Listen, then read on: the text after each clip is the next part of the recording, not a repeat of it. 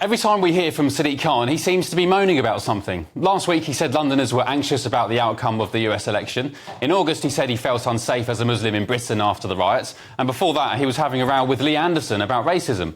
So what does it say about the man's ability as Mayor of London when the only headlines he gets is when he's playing the victim?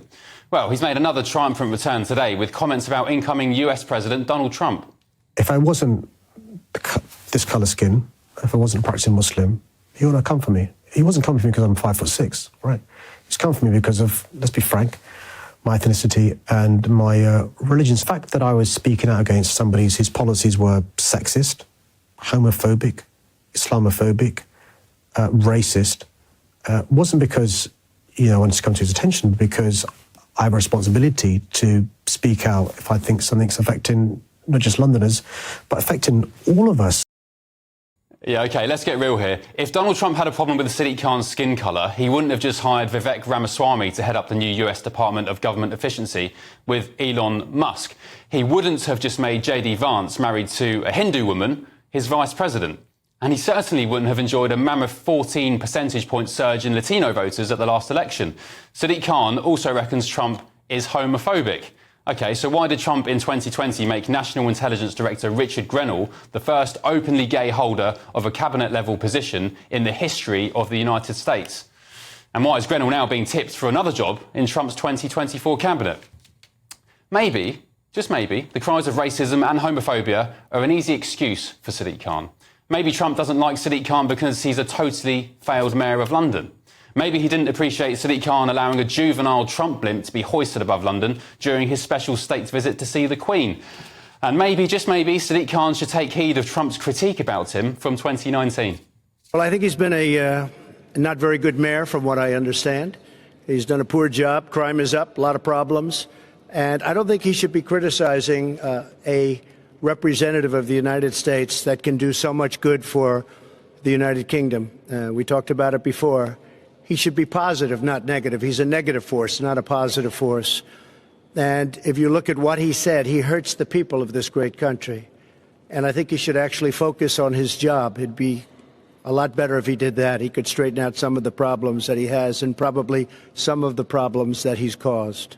I used to have to use the razor that my ex-girlfriend used to shave her legs. It scratched me and it made me feel weird. But fear not, because Manscaped is back with a game changer. This isn't just any old shaver. We're talking about the Chairman Pro Electric Foil Shaver with two interchangeable skin-safe blade heads. One for that baby smooth look and another when you want to keep it a bit rugged. Get this, it's waterproof. You can use it in the shower, by the pool, or even while scuba diving if that's your thing. This beauty runs for 75 minutes on a single charge. That's enough time to shave your face, your mate's face, and still have juice left over for touch-ups. You'll also get their Power Shave Gel for a proper wet shave experience, and a face shave soother to keep your mug looking fresh and irritation-free. It's like having a barber in your bathroom, minus the awkward small talk. Click the link in the description and use the code GBN for a whopping 20% off and free shipping with the code GBN at manscaped.com. Join the 11 million blokes worldwide who trust Manscaped. Your face will thank you, and so will your wallet.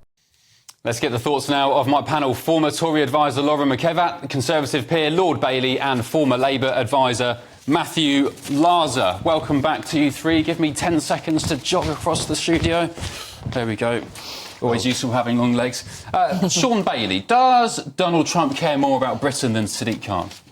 Listen, when you see Sadiq talk like he's a politician and he's really playing cynical politics, he will know there's a certain type of Labour supporter who this will be red meat to them and they'll love it and they'll confirm, it will confirm in their head how Sadiq is on their side. But I think there's a bigger thing here. London is a world city. We need to have some kind of relationship with Donald Trump. He can change policy that will be instrumental in the success of London. I think Sadiq should take that into account. But more importantly, he's putting other people in a place of fear.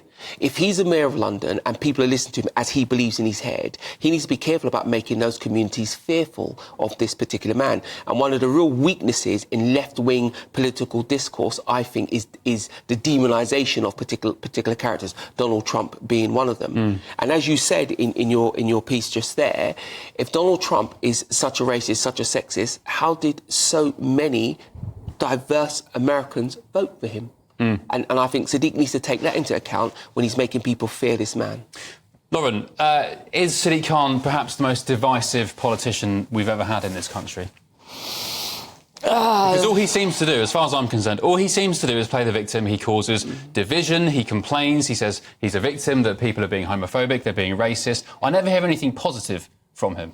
Well, you could also say that Nigel Farage meets many of those same descriptors. You could argue that he sows division in certain areas. You could argue that he's been quite a negative force in British politics. I don't personally make that argument, but one could make the same argument. So I'm not sure that Sadiq Khan is the most divisive politician is correct.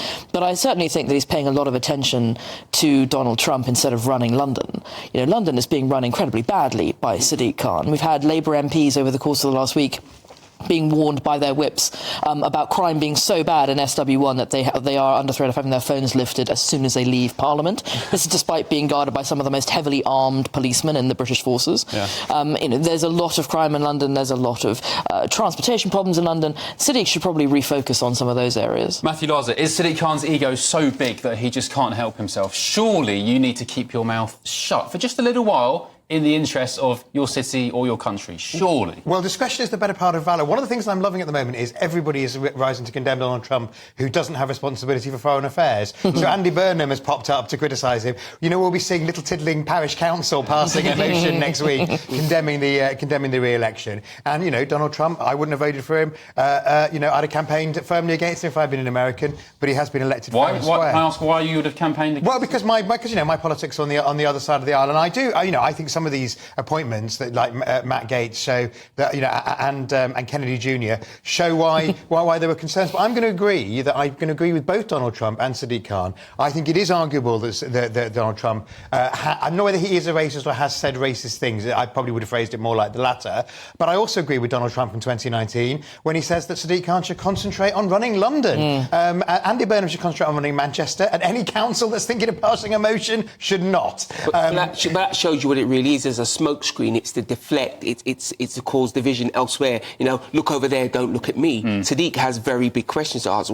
Crime is approaching record levels. The Metropolitan Police are in special measures. The Fire Brigade have just come out of special measures, all on his watch. We had the 2 record years for youth homicide in London under his watch. So when Donald Trump says Sadiq should concentrate on London, Sadiq, remember, Londoners feel that Donald Trump is right on that. It feels significantly different to live in London than it did 5-10 years ago. Matthew, I'll come to you in a second, Lauren. Is London really badly run under Sadiq Khan? No, I mean, is it a hellhole? No, I don't think it's a hellhole. Far from it. I think that just as Donald Trump won an election fair and square, Sadiq Khan has won re-election with a larger. What about London? Larger majority. Look, I think that Sadiq does need to focus on. I think that all Londoners think that crime is an issue. I think all Londoners think that the number of young people being killed on the streets of London is an absolute tragedy. And, I would urge Sadiq to focus on that more than criticising Donald Trump. Now is not the moment. Do you think he's a bad mayor, Matthew? No, I think he's a good mayor and I voted for him. Did you say 21 today?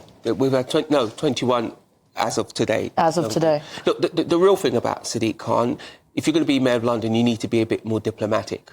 You know, it's not inconceivable that Sadiq Khan can end up in front of Donald Trump asking for something on London's behalf. How would that go? London is a global city, after all. And one of the things that most presidents in the United States have wanted over the course of the last 40 years is for the foreign exchange business to return from London and Paris and go back to New York, where it left after Carter was president. And that's been a huge focus of multiple presidencies ever since. Donald Trump is someone who could create the economic circumstances in the United States to bring that business home for the first time in 40 years. London needs to pay attention because New York is coming for its lunch money. Well, talking of New York, I was there for the election for a couple of days last week, and I went in 2017 and I thought, what a dump. It was so dirty. I hated the place. I swore I wouldn't go back. I went back because I was hunting for Tim Walz, Kamala Harris fans during the election, which I could have some fun with. But I went back and I was pleasantly surprised. They'd really pulled their socks up. It was clean. I felt safe. I thought it was beautiful. Hasn't their mayor just been indicted?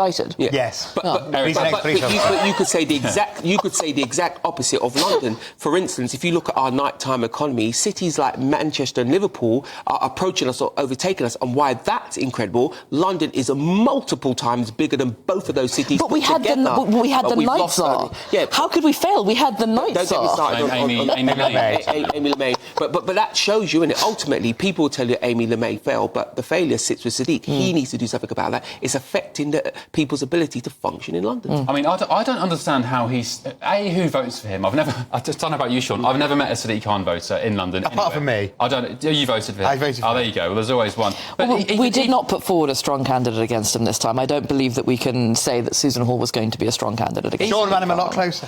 He did. You did? What was the difference? 4 points in the end. Is that the biggest since, say, Boris? Yes. Yeah. Yes, it is. Yes, it is. Do you would you like to be Mayor of London now? Would you run again? There's other things I'd like to do. Just now, I You beat your own eyeball. Well, there you go. That's above it. No, I sit in the House of Lords. Could you beat Sadiq? I think Sadiq is imminently beatable. Absolutely. I think it's time. I don't think he can stand again. I mean, there is an issue that you can't go on forever. Legally, he can. Yeah, legally he can. So absolutely, legally he can. I think. I think one of the criticisms of Sadiq, as well as his grandstanding, is because he wants an international job. He wants a big UN job in the environment, and he wants countries that don't like Donald Trump will need to vote for him to get that. I thought this grandstanding today about Trump again, out of the blue, completely out of the blue, was more to the fact that he's probably eyeing a massive globalist job somewhere at the UN or something like that after he finishes as Mayor of London. And I guess he's just trying to keep himself relevant. Not that many people like us internationally, let's be honest. Whenever we try and put someone up for these, we never really have any... But the point is, by making himself a feature, any sensible country will think, well, we're going to need to get something out of America. We're going to need a better diplomat. Yeah, we can't pick someone, A, who's not diplomatic, and B, America hates. Yeah. That's a very poor piece of politics. And remember, it's not just Trump you're taking on, it's all the people who voted for Trump. So when he's speaking to senior Wall Street executives about bringing jobs to London from international companies, international financial institutions, quite a lot of them would have voted for Trump. There was talk today, one of them was going to go into his cabinet. And of course, there's the Musk issue. We may not like Elon, but, Berlin isn't going to criticise him when he built the big factory just outside it. And look, the bottom line is it's disrespectful to American voters. It's disrespectful to their entire system. He won the election fair and square. Even Kamala will tell you that. And look at the way that Joe Biden's dealt with it. He's been very grown up in his handover. Well, he looked absolutely thrilled, Joe Biden, didn't he? Yeah, he did. In the Oval Office. Yeah. Well, he hasn't really done facial expressions particularly well over the course of the last 18 months, so it's sort of hard to tell. I'm not sure if you've seen, probably not, there's some memes doing the rounds online where... do you remember that incident where Joe Biden was walking off from a press pack and he turns around and gives a wry smile? So somebody's drawn up a meme about Donald Trump's being inaugurated, and it fixed to Joe Biden where he turns around and gives a little wink and a and the music comes on, and then produced by Michael Bay comes on at the end, and I saw that. It's like a movie.